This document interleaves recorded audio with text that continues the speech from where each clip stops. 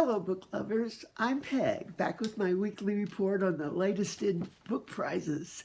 I'm going to do something a little different today. I'm going to take a break from reading and rating the 16 on the Women's Prize long list or fiction.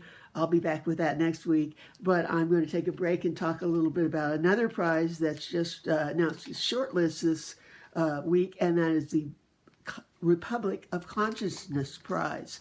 I've talked about that before, but if you haven't heard, it was a prize that was developed in 2017 by a well-known author, English author, Neil Griffiths, to have a prize for small presses. Now, evidently there's a lot of small presses of really smart people who select really good books that probably wouldn't have a chance in the popular commercial fiction world, but are very often innovative and very literary, and it's a way to give them a chance. They have to have less than 5 employees. Each press that's nominated for it has to have less than 5 employees, and the prize money actually goes more to the press than the actual author, though I'm sure the author gets his or her due as far as fame and stuff. It does end up that the books on this list, like the Goldsmiths is the other one like this, do come out to be the highest literary quality, but also innovative and experimental, because only small presses are willing to take a chance on this kind of book. Obviously, it's not going to be a big seller, but hopefully there's enough people who are into that sort of thing, which I am. I love this prize. Okay, I'm giving you below a link to the long list. There's also in that links to each publisher and they ask that if you're going to buy it, you order it straight from the publisher, same price, good shipping rate, but that way the publisher actually makes money on it, a decent amount of money on it, rather than going through some of the other book buying services. Okay, I'm just going to go through 3 of these that I really like. The first one actually was not chosen for the short list, but it was on the long list, and it's one of my favorites, called In the Dark. And the publisher of this was Turris Press.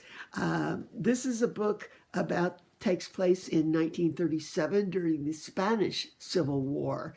I don't believe it's translated, but I guess originally written in English.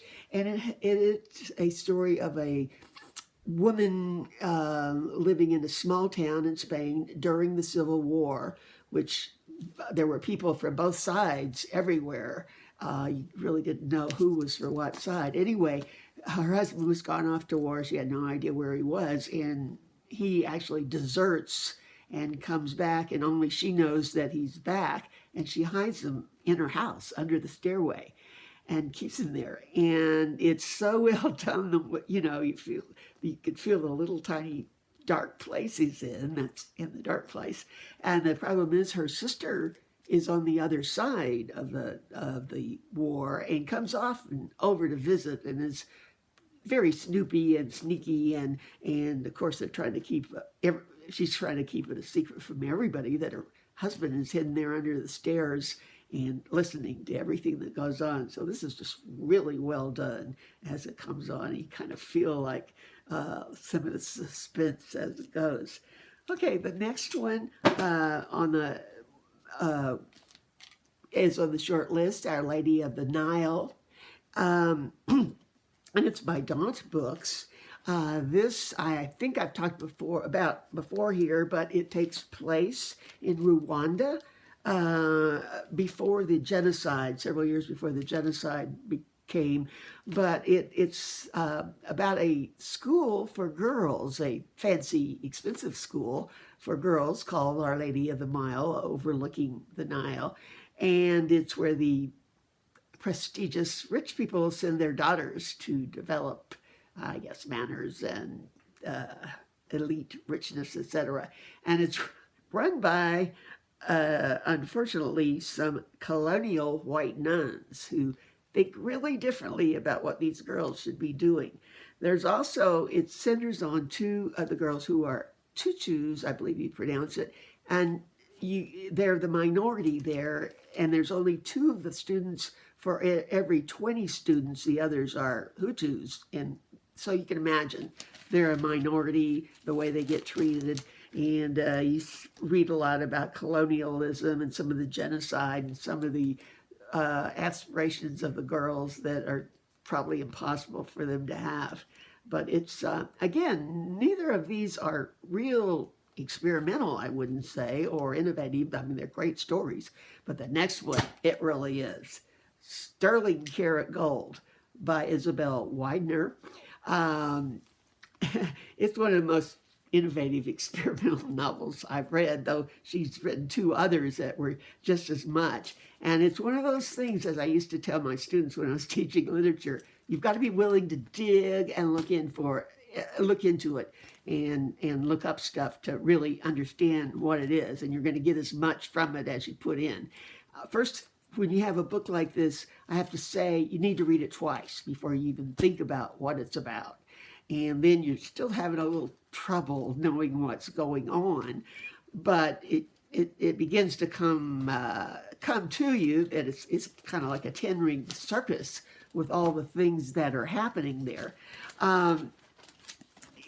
It's actually, I'll try to tell you a little bit. It helps if you're English because it has a lot about English football and in English band music and things, but I looked up some of this and I do understand a little bit more about it. And it has some actual people from that realm of life in it. The basic story, I'll just put it blunt, is that a young person, incidentally, all the people, including the author, are their pronoun is they. So I'll try to remember to do that. The young person comes out of their house one morning to go out and runs into a strange appearance of a bullfight. Now this is in England, not Spain, but okay. So you go through this bullfight with strange people and strange things happening. He gets in trouble. He gets put in prison. He does go to his best friend's house, who is also a they and is an artist, and they work together. And there actually is a trial that's compared to the trial by Kafka, where he never really did understand what he's done or what he's being tried for. These all come to you, but there's much, much more. And what I advise you as a way to approach this, if you feel like reading it, is to, first of all, look on Goodreads. There are wonderful reviews, some by some current booktubers, but wonderful reviews that give you the back story of this to help you understand it. It certainly helped me a lot, and give you other reviews to look at. So I would say give it a try if you're at all interested in that kind of thing. I sort of hope it wins.